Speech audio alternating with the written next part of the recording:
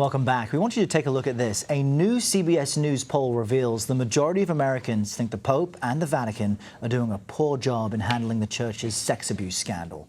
Only 29% of Catholic Americans think the Pope and the Vatican are handling the situation well, while, as you see there, 57% disagree. The poll also found about a quarter of Catholics have questioned if they should remain in the church, and most also think the church is out of touch with the needs of Catholics today. A special CBS News investigation takes a look at two victims of the Catholic Church sex abuse scandal who decided to confront the priest that they say molested them as children. The men met face to face with their alleged abuser and asked CBS News to record the encounter. Our Nikki Battiste brings us this story. Hi, Nikki Battiste with CBS News. This former priest wasn't interested in talking with CBS. Nothing? Nothing you want to say to your victims? You don't want to apologize? But our cameras were rolling minutes earlier when George Kaharchik faced two of the men who say he molested them as boys. I'm certainly sorry for any harm I've caused and ashamed of everything that I did back then. Nearly 4 decades ago here in Johnstown, Pennsylvania, Kaharchik was teaching and coaching sports at a Catholic grade school. Is this around the age the abuse began? Yeah.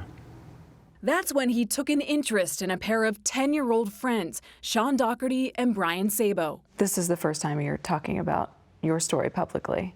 Mm-hmm. What's the process that got you to this point? I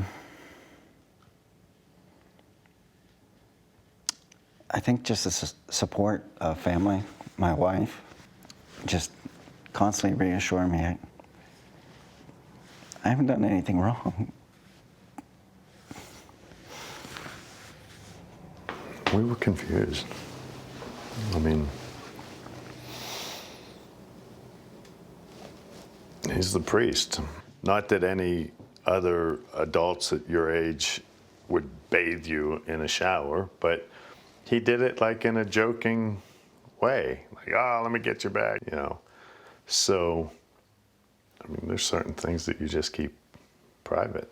But they wanted everything to be public now, as they contacted Kaharchik to arrange a sit-down. What does he hope to gain from meeting Sean and I after all these years? I hope it's not to ask for forgiveness.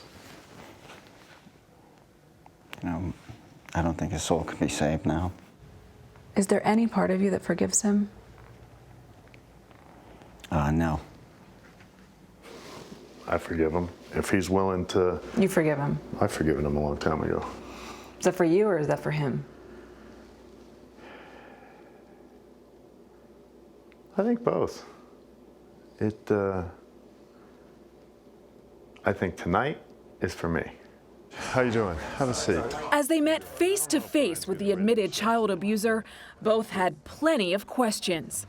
At any point, when you first started having those feelings, did you feel like, should I talk to someone, or? And that's not the sort of thing where you're going to call the bishop up and say, you know, anything about it, because then... That's good. Thank you.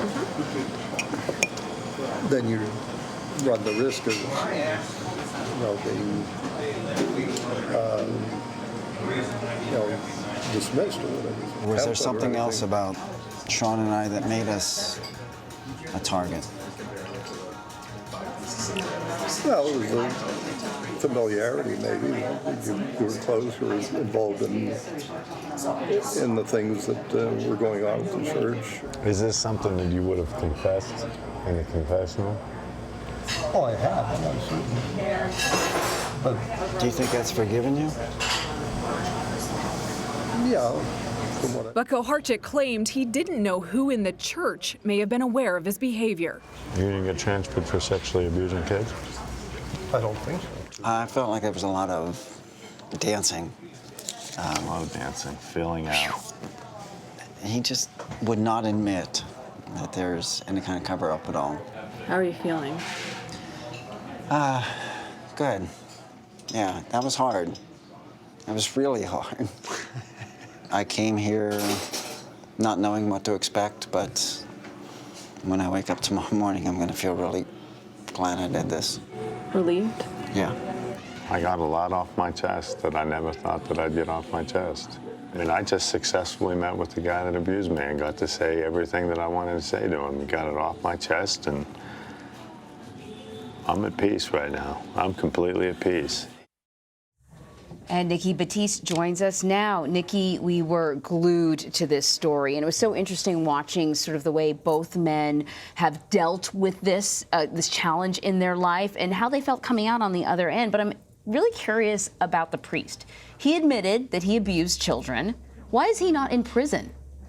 He's protected by the laws in Pennsylvania. Sean and Brian were 10 to 12 years old when this happened. At that time, they only had 2 years to file charges. The law now gives them up to the age of 30, but they're far past that. Yeah. So almost all of the victims in Pennsylvania, all of George Kaharchik's victims are past the statute of limitations there. And right now, as we speak, there's a huge fight in the Pennsylvania state legislature to open a retroactive 2-year window to let Sean and Brian and all of these other victims sue. And what this really puts a spotlight on is how abuse, when you're so young, stays with you through your entire life and can impact you. You were telling us as your story was running that Brian only just recently admitted all of this publicly, and even to his own daughter, before this aired. I'm wondering, now that it's been on, have you heard back from them? What's the response been, and how do they intend to have this help others? So I have been in constant touch with Brian and Sean since we filmed this about 3 weeks ago. Okay. I've talked to them almost every other day. They have no regrets. They feel more empowered, I think, every day. Since our story first aired last night, both have heard from other victims who haven't ever told their story, even to their family. They say they've been inspired by Brian and Sean, and they feel like they can finally tell even their loved ones. What's so remarkable that I've learned in covering this and speaking with so many survivors and victims is that they feel shame. And it's hard to understand that. And as they learn, there are so many, they all, I think, feel like they can finally come forward. And so the main reason Sean and Brian wanted this recorded was so that other victims could hear it, and also so that psychiatrists, authorities could hear it and possibly do something to prevent this in the future, to know what to look out for. Perhaps George Kaharchik gave them some insight, getting into his mind. And they even ask, why us? Is there anything we did? Which was so strange. When I heard that question, I thought, even at this stage, even I'm sure he's talked about it, he's researched, the impact of abuse, but even now as an adult, he's wondering, could I have done something different that would have saved me from being a victim? It's a question they all have. And Brian and Sean were both redheads, and from what they say, some of the other alleged victims of George Kaharchik were also redheads. So they thought he liked redheads, but as you see, George says familiarity, you were there.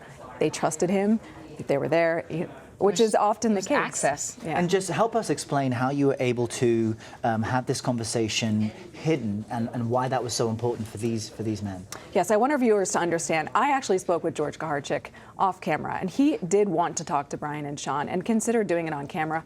Brian and Sean wanted to meet with him. They would not do it unless it was on camera. It was their idea to work with us, to have it recorded in some way so that the public and survivors could see. And so because we were in a public place where other people could hear this conversation, we were able to have the hidden cameras there so that the public could see. So what do you suppose he wanted to talk to Sean and Brian?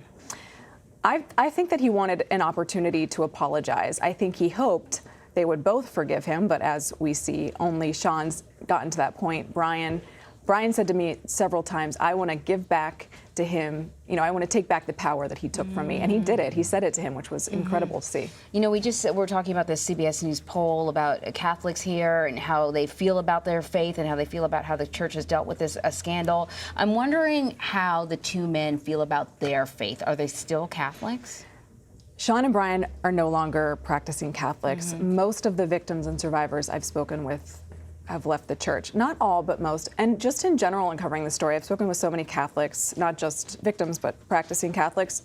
A lot of people are in turmoil. Yeah.